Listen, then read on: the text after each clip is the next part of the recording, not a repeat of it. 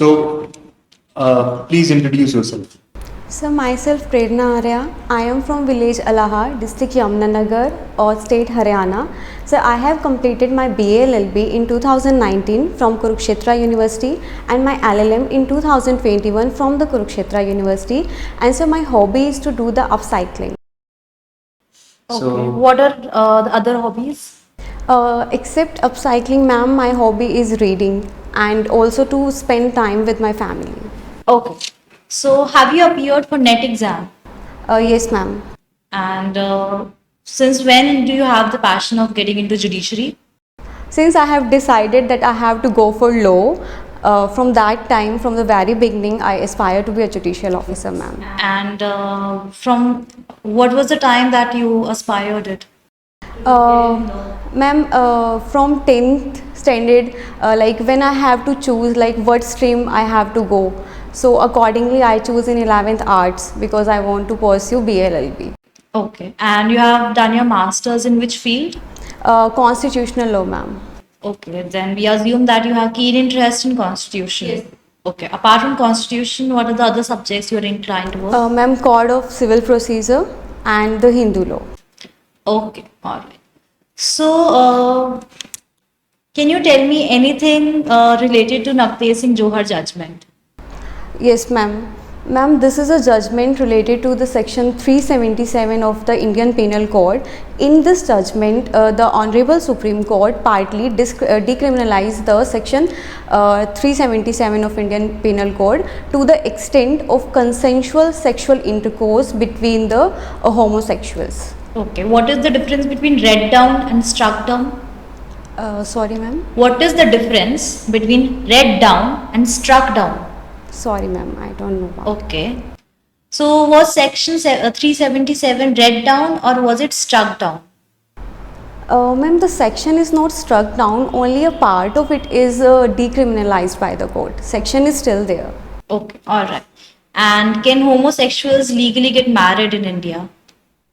Ma'am, no, there is no special law for the marriage of the homosexual.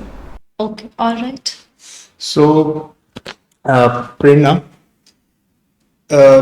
you said you've done your masters in Constitution. Yes, sir. So, please tell us about how the fundamental rights and DPSPs, shape India. How they shape India? Yeah. Sir, DPSPs and the fundamental rights, they are always read together and they are harmoniously construed. Sir, fundamental rights on the one hand protect the rights of the people, and because of these rights the people are enjoying their life and they are living happily in the India.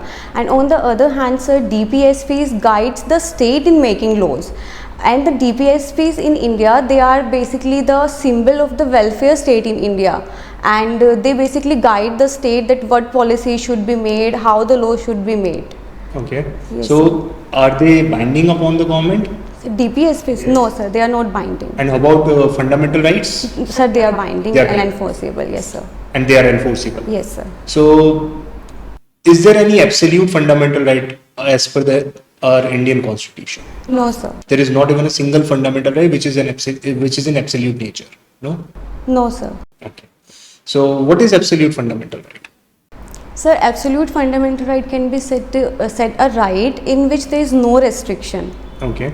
But sir, under the Constitution of India, each and every fundamental right has a restriction in any way.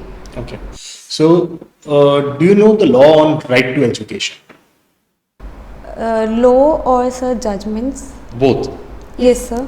Please tell us. Sir, right to education, there are leading case of Mohini Jain versus state of Karnataka, in which the Honorable Supreme Court held that right to education is a fundamental right, and also the Article 21A is specifically inserted in the Indian Constitution by the 86th Amendment, which provides that the children from age of 6 to 14 years have the right to education.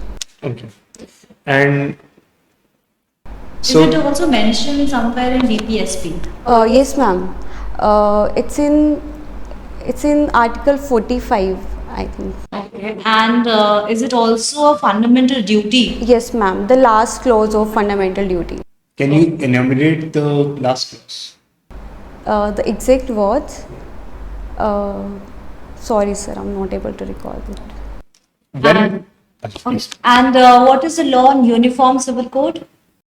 Ma'am, there is Article 44 of the Indian Constitution which provides that the state shall endeavour to make uniform civil code for the citizen, but till now there is no uniform civil code except the state of Goa, and also the state of Uttarakhand is it's begin to start work on the UCC, and they are saying that within 6 months Uttarakhand will provide the UCC. Can you just tell me any one big reason as to why Uniform Civil Code cannot be enacted in India?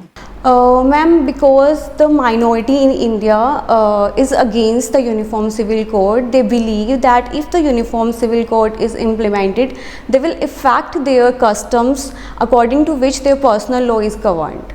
Okay. And are customs binding? Ma'am, general in custom. Are customs binding in nature? Ma'am, yes, some customs which obtain the may uniformly observed continuous time and they become a law, they are binding in India. Even if they are against the public policy? No, ma'am. Okay. Where is the definition of customs mentioned? Ma'am, there are specific section. Firstly, section 3A of the Hindu Marriage Act, then also section 3 clause C, I believe, of the Hindu Succession Act, and similarly it is also defined under the Hindu Adoption and Maintenance Act as well. Okay. All right. So, Prerna, apart from constitution, which other law do you love reading? It's a Code of Civil Procedure. Code of Civil Procedure. Okay, and how about the substantive law? So substantive law, HMA. Hindu Marriage Act. That's it. Okay, but that's a very confined provision which you are telling us. Sir, actually I like all the subjects, but these are my most favorites. I am comfortable in all the subjects. Okay, so can I ask you in IPC then? Yes, sir. So, who has written the Indian Penal Code? Sir, Lord Macaulay. Lord Macaulay. And how much time Lord Macaulay took to write the law? Sorry, sir, I'm not aware about You it. don't have any idea. No, sir. And can we convict and accuse for the offense of dowry death? And along with it, can we convict him also for the offense of murder? Sir, these both the provision of 304B and the 302 can be charged together. Okay. Sir, the reason behind is that in section 304B of the Indian Penal Code, the punishment is only up to the imprisonment for life. On the other hand, under 302, the imprisonment is up to death. So, sir, Honorable Supreme Court in several cases interpreted it and said that in the dowry death case, person can be convicted for the murder of the woman as well. And along with dowry death? Yes, sir. Okay. And can the person be convicted for the offense of 304A and 302 in both the provisions? No, sir. No, it is not possible. Why? Sir, because either offense will be the culpable homicide or either it will be the murder. It cannot be both. Culpable homicide or murder? No, I am asking you about murder and death by rash and negligent act. Okay, sir. Sorry, sir. No, sir. Then also it is not possible. Why? Sir, because the mens rea in both the offences are different. In the negligent act, the person does not have the intention or knowledge to cause death. On the other hand, for the murder, it is essential that the person should have the intention to cause death, intention to cause bodily injury, or knowledge to cause death. Okay. So if supposedly you become the judicial officer, Yes, sir. so if you find a case wherein somebody through his car has killed the other, what all offenses you will be charging him? For what all offenses you will be charging him? Sir, charge will be rash driving, that is the section 279 of the Indian Penal Code. And then, sir, section 304A, Death by Rash and Negligent Act, and also sir, alternately he will be charged with the 302 as well, and ultimately court will decide whether it is intentional or whether it is a rash and negligent act. Okay. So at the time of framing a charge for 304A and 302, judge should, like in the proper situation, judge must add both the charges. Is it? Yes sir. Okay. If he finds so. But if supposedly judge has only charged the accused for 302, can he convict him for 304A? Sir, there is a section in the Code of Criminal Procedure, that is section 221 of the Code of Criminal Procedure, sir, which provides that where the court has doubt, like if the fact will prove which offence would be constituted by them, then court may charge them alternatively, and even if court does not charge, court may convict that person for that offence. Very good. So, can the accused, I'm coming to CRPC now. So, can the accused, do you know the law? Do you know the law about additional prosecution? Additional prosecution, sir. Yes, sir. Please tell us. So, section 319 of the Code of Criminal Procedure. So, it provides that the court may at any stage of inquiry or trial, if it appears from the evidence to the court that any other person has to be tried together with the accused, then court may add that person in the case. So, for additional prosecution, yes, sir. What should be the examination that is required to be done by the judicial officer? Sir, examination is that judicial officer has to be satisfied more than the prima facie case. He has to be satisfied that if the evidences are proved, then what evidences do he require to frame the charges under section 319? How can, like, what should be the basis for initiating additional prosecution? Sir, evidences can be anything. Maybe it may be the statement of the witnesses, or prosecution, any evidence which is produced by the prosecution, anything by which the court is satisfied. Can the additional prosecution be initiated only through maybe if supposedly the police officer has written the name of a person under the FIR, and but he was not earlier charge sheeted, right? Maybe two persons were the name of the two persons, two accused were written in the FIR. Only one was charge sheeted. Can the other be now added under 319 at the time of the trial of the person who was charge sheeted? Yes, sir. On the basis of FIR as well, if the court is satisfied, then the court may add that person. And what if अगर उसको charge sheet भी किया था and then court ने उसको give up कर दिया था, discharge कर दिया था, so क्या अब उसको वापस से add किया जा सकता? Sir, upon discharge, the bar of section 300 is not applied, but I am not sure about this, sir, that whether he can be added in 319. So, do you know the law on 300? Yes, sir. Please tell us. So, it is said that this section is based on the outer voice acquit and outer voice convict, which is related to the section Article 20, Clause 2 of the Constitution of India. Simply provides that when a person is convicted or acquitted by a court of competent jurisdiction, he cannot again be tried for the same offence or for any other offence based upon the same facts. Okay, so if the accused was discharged, yes, sir, can he again be tried for the same offence? Yes, sir. In case of discharge, he can be tried, but not in the case of acquittal or conviction. After acquittal or conviction, he cannot be tried. Yes, sir. So now, if I ask you, what is the difference between void agreement and voidable contracts? Sir, void agreement is said to be those agreements which are null and zero from the very beginning. Okay. And there are the specific agreements which are. Where are these? Where are the provisions mentioned for it?